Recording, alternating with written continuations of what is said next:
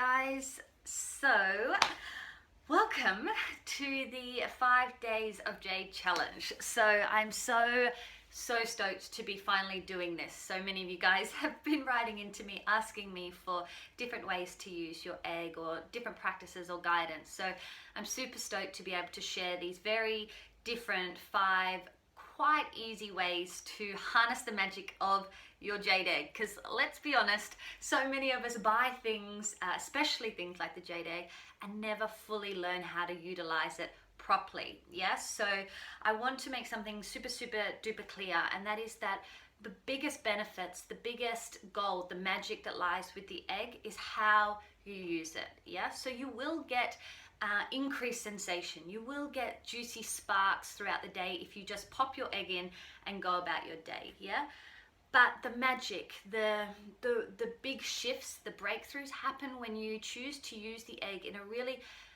conscious and precise way. So it's not necessarily about the length of time that you wear the egg or use the egg, it's more about what you do with it. Yeah, so I would rather you do consistent small practices that pack a punch, rather than kind of just popping the egg in and going about your day and not really kind of bringing a lot of awareness or connection to it. Yeah, because this practice is so beautiful and it has the capacity to really connect and to bring you out of your head into your body and supercharge your relationship, not only to yourself but to your lady parts, to your organs, and to get that energy, that vitality, which is the currency of our life, flowing through our body in a really profound way. Yeah, so if you're not experiencing the benefits of a jade egg practice, hang in there, really look at how you're using the egg. And I want to encourage you to, again, take the action to do the practices, and I promise you,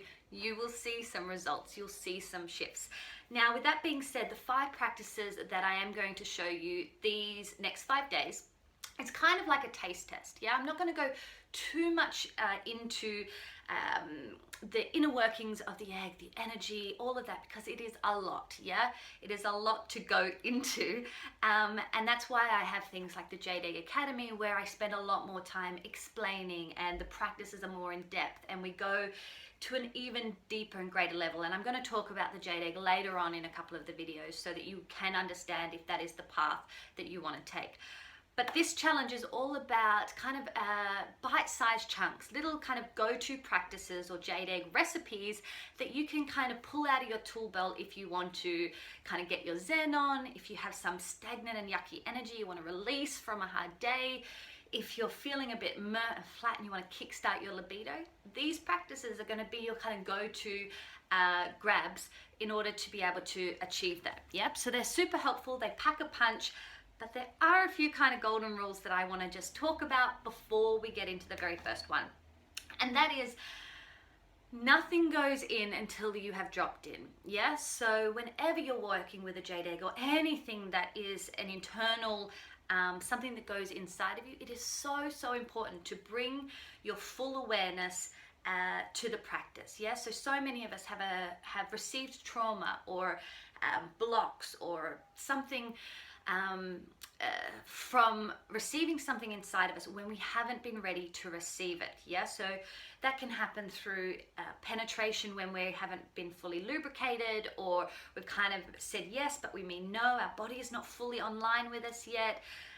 It could have been through sort of painful experiences with menstrual products or gyno exams or anything like that. Yeah, painful masturbation. It's really important to get a full yes from your body before anything goes inside. Yeah, so many of us hold trauma around our lady parts, our sexual organs, because of that very reason. We have sort of force entered quite unconsciously most of the time, but we have brought something inside of us that our body hasn't been ready to receive. Yeah, we're still holding contraction and tension. We haven't fully relaxed and surrendered, and we haven't got a big yes. So it's so important that nothing goes in until you have dropped in. Okay, so promise me that.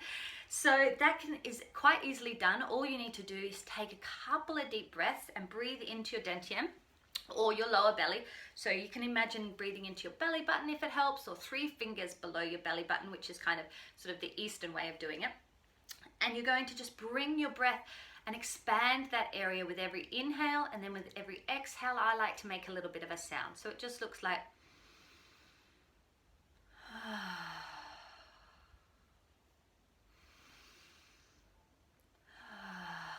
and simply just doing this 4, 5, 6, 7 times allows you to get out of your head into your body and ask your body permission and see if it's safe to work with the egg. Yeah, do not work with the egg unless you're getting a full yes.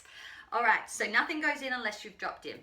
Second rule is make sure that your egg is clean. Now this goes without saying. We don't want to create any nasties. If you've got a neophyte jade egg, it has a very good solid consistency, so nothing will breathe throughout the stone. But just to be sure, we want to make sure that we have a really nice clean egg, and change your string or your floss. Now, if you don't want to use your floss, that's a-okay. I don't use a string or a floss, but I feel very comfortable to be able to bear down and push the egg out without having to use the string.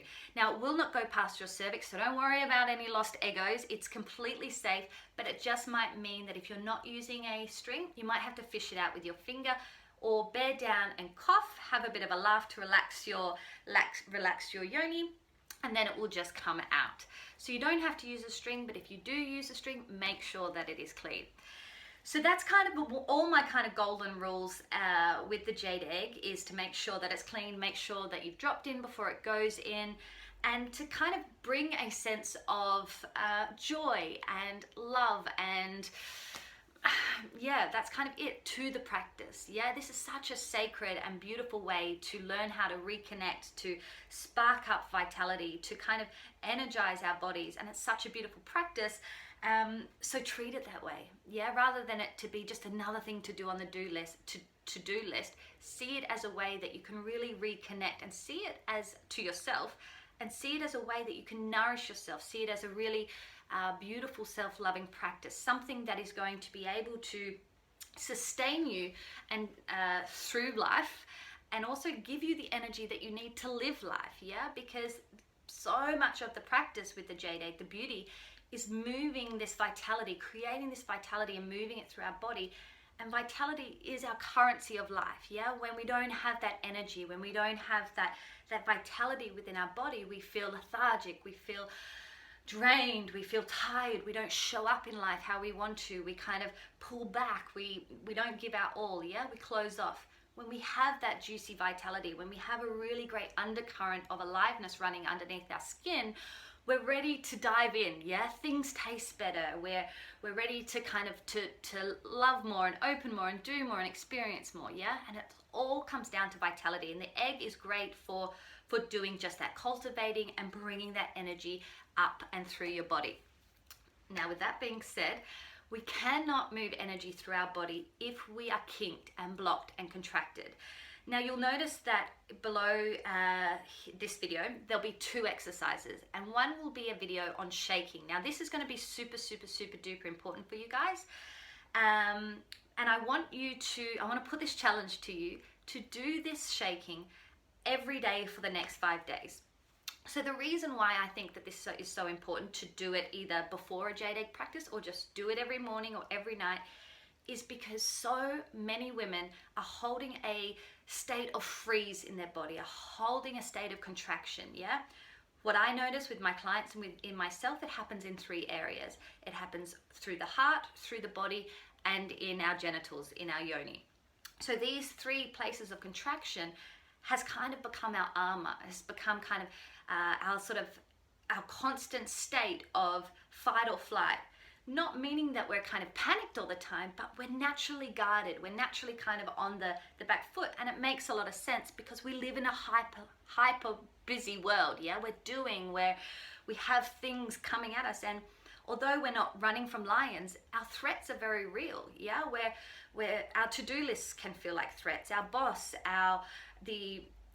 sometimes we have people in our lives that suck our energy and feel threats. Just what's on the news or moving about the day cannot feel as safe as we would like. Yeah, so we hold these tensions in our body, and it becomes our resting place. So if I was to ask you right now, how does it feel to be in your body at this exact moment?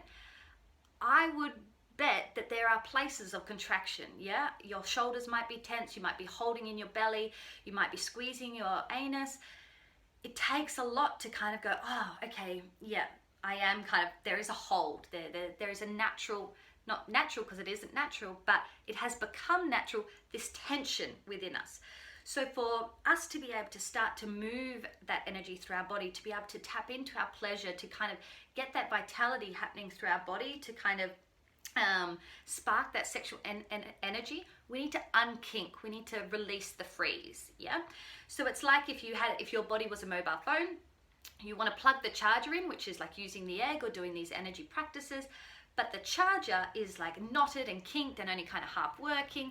The power that's going into our body, into our mobile phone, is just little drips and drabs. Yeah, it's not fully giving us that full-on charge that we need. It's only kind of just going in, and it might not even be filling it up completely.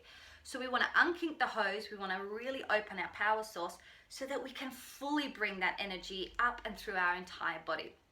To do that, we need to be in a state of relaxation. We need to be in a state of non-freeze. And it's hard. It's really, really hard. So what I want to get you into the practice of is finding ways to shake off that freeze, to come out of that fight or flight, to shake off that tension, that stress, that everyday kind of busyness and doingness, and come to a place of openness and relaxation and just ease. Yeah. So you'll notice that animals in the wild, when they are under threat or had when they have come out of fight or flight, they'll shake, right? It is their natural way to come back into a state of ease. However, us humans, we don't often have a way to come out of that hold. So shaking is a really good way to discharge energy, to expel kind of stagnancy, move blockages, and just let it go. So the shaking practice that I'm going to show you in the video underneath is really, really, really powerful. It looks ridiculous, I get it, but do it in your room. No one's going to notice, but what happens is it really starts to move things. It starts to allow you to kind of get rid of stuff that's kind of been suppressed or stuck or blocked, and it starts to allow it to come up and be transformed. So you might feel a bit agitated. You might be triggered by the shaking. You might feel like it's the worst practice that you've ever done, and that is awesome. Just continue with it every day for the 5 days, because it really is a fantastic way to clean out the pipe, to kind of get rid of the kinks in the hose so we can work with a more open vessel. After you've done the shaking, what you want to do is bring your energy in, settle, to do the check-in and the drop-in.